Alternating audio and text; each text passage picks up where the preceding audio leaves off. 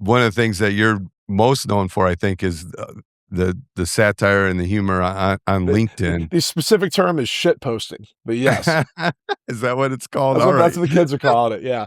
Can tell how unhip I am on some of it. So, um, maybe for those that haven't heard, what direction did you take on LinkedIn and why? So there's this whole, like, kind of subculture on LinkedIn of what I call, like, performative grinding, where it's this whole group of, like, what I would call, like, either sales influencers or, entrepreneurs as opposed to actual entrepreneurs, where the entire thing is like, you put out content convincing people to, like, grind harder or do this, or here's these productivity hacks. Then people are reading it because, like, they don't actually end up doing anything to make their lives better. They're just reading about how to hypothetically make their lives better, and it makes them feel better. And it's this whole circle of, like, people not really building things, telling people who also aren't building things how to build things. And it's, like, kind of the only content on LinkedIn because, unlike every other social media platform, LinkedIn is largely a professional network, which means most people aren't gonna actually post entertaining stuff because they don't wanna do anything that hurts their career prospects. You go on Twitter, Right? it's unhinged and interesting. You go on Instagram or TikTok, content is all over the place. LinkedIn is, like, very buttoned up. LinkedIn also has, like, 3 or 4 times the number of users as Twitter or X or whatever we're calling it now. Oh, is And that true? It's that big, it's huh? because everybody has to be there. If you work especially if you're working, like, a white Uh, collar job, you, like, have to have a presence. So, I had, like, started writing my newsletter, and I was like, I've never done paid ads or anything, and I was always thinking through what are the most interesting channels to, like, find new readers. And I'd grown pretty quickly on Twitter and, like, Substack and whatever. But it hit me that LinkedIn was this massive, just, like, there was a lot of latent demand. And unlike Twitter, where you're competing against a lot of engagement bait and interesting content, like, okay. LinkedIn kinda sucks, like, nobody's posting there. So I was like, "Okay, if I can figure out how to grow on LinkedIn, I'll probably drive a lot of new readers." How do you grow on LinkedIn?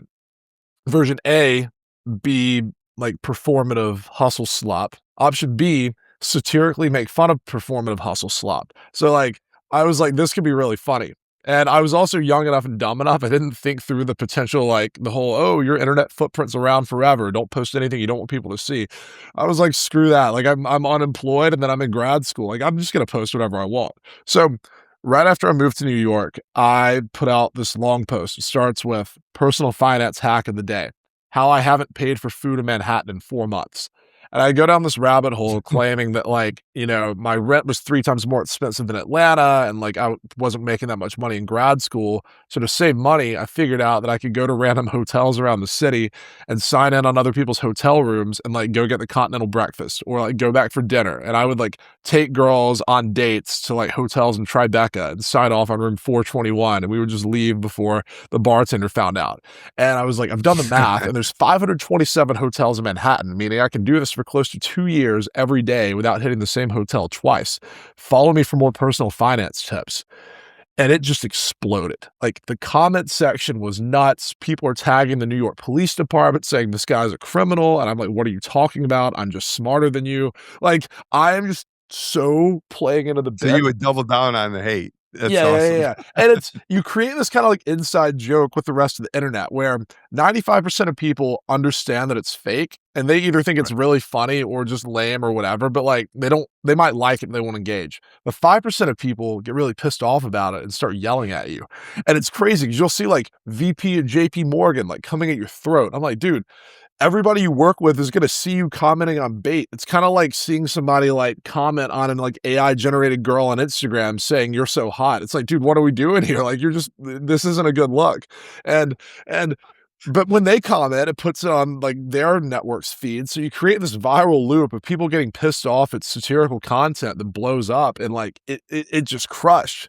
And it got a little out of control because some alumni from Columbia Business School ended up emailing our dean of students a screenshot of it, and then I get an email from her. This is my, like, 3rd month at grad school. She's like, "Hey, And check Jack." this is your very first one, your very Yeah. first post like Yeah, this. yeah, yeah, it's like the first one Okay. that got big, right? And she's like, "Hey, Okay. Jack, this is like," or it was probably my 3rd or 4th, but this was the first one that really, like, hit, like, escape velocity. And Got it. I have to go in and meet with her about concerns about my social media content, and I email back, "Hi, Dean Shapsis, great to meet you.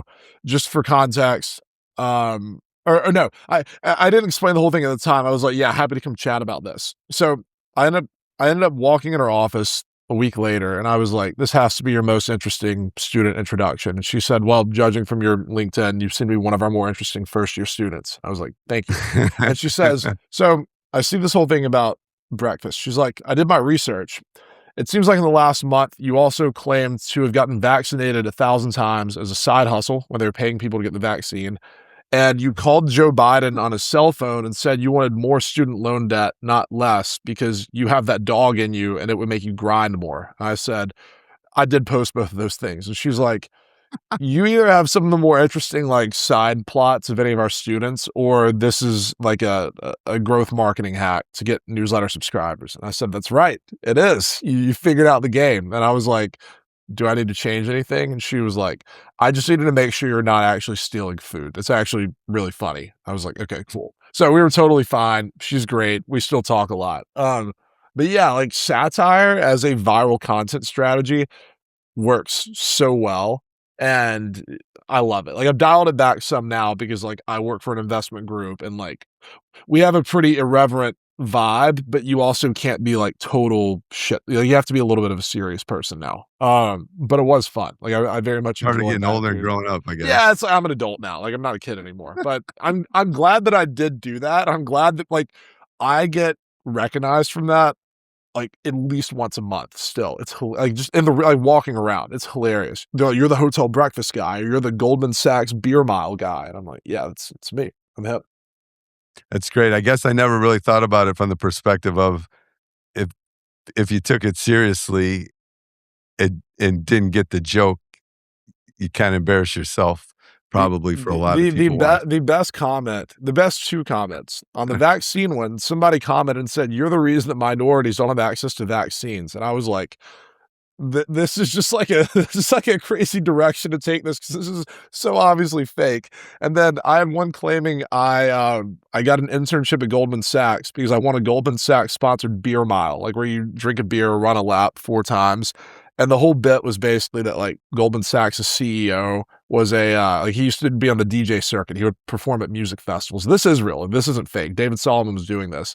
And people were commenting like, does Goldman Sachs not have a female beer mile? And I would be like, well, they actually had a female and male beer mile. Like they did both. And then some people were like, what about people who don't drink? And I was like, if you don't drink, you can't work at Goldman Sachs because every investment banker is an alcoholic. And I'm just like, just riffing back and forth. Just super toxic stuff. Yeah, it was fun. It was fun. Interesting because we're taking that something similar at Crash Champions or Yep. even mine because with any business you get the haters sometimes too, and rather than taking the approach of hiding the comment or something, we're just gonna start embracing it and Yep.